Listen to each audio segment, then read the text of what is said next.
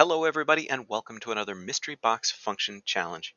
In the purple box there is some mystery math and your challenge is to figure out what that is. You can try this out, use the link in the description, put in as many numbers as you like, and when you think you know what's in that box, come on back and see if we get the same thing. Alright, let's begin. I'm going to put in a 0.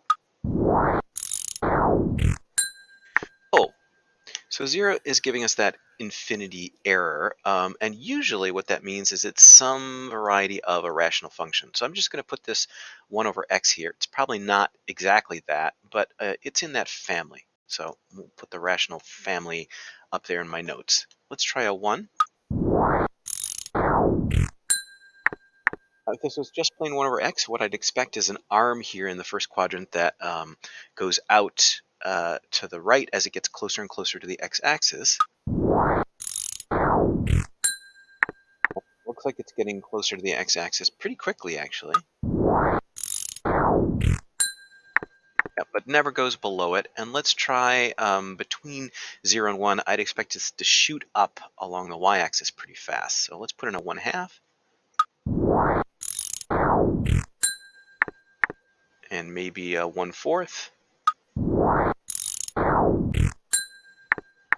Yeah, that's going up pretty quickly. So if this is 1 over x or something like 1 over x, I'd expect a similar arm like this down in the third quadrant. So let's see what happens when we put in some negative numbers. So let's put in a -1.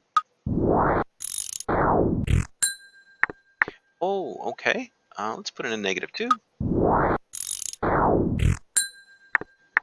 Yeah, so it looks like instead of being symmetrical about the origin, it's symmetrical over the y-axis here. So that means actually, if that's the case, that this is some variant on the 1 over x squared. We get two arms, but here all in positive values. Although I suppose this could have an absolute value as well, or in place of an x squared. So one of those two. I'm used to seeing this with x squared.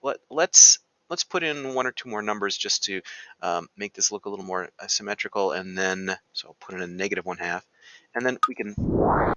Oh, there's the 2. We can then start plugging in some numbers and playing around with this.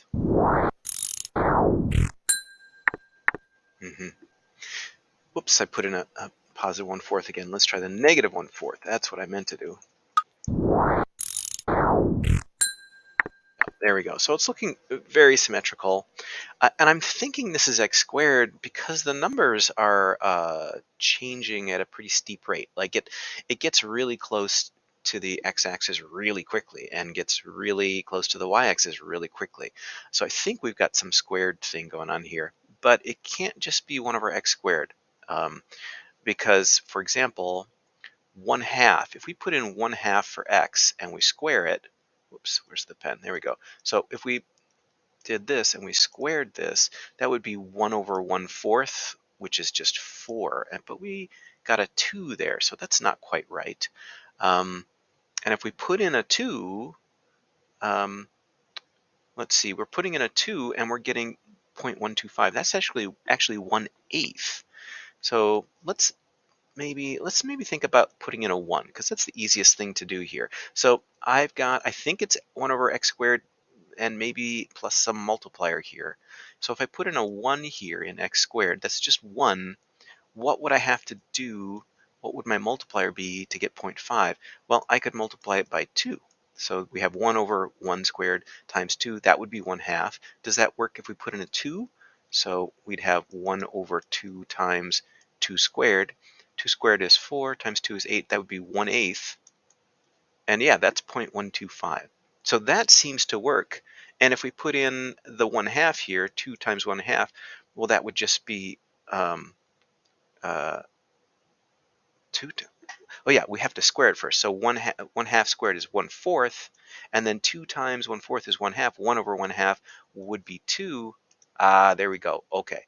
So I think that's got it. I think our function then is f of x equals 1 over 2 times x squared. That seems to fit with the points we've got here.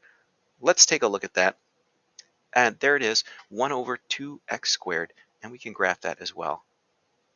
And there it is, those two arms reaching up quickly to infinity at the y-axis and out to the left and right along the x-axis, and it's just a little steeper because of that multiplier on the x squared. Well, how did that go for you? Did you think rational function right away? Let me know. Thanks, everybody.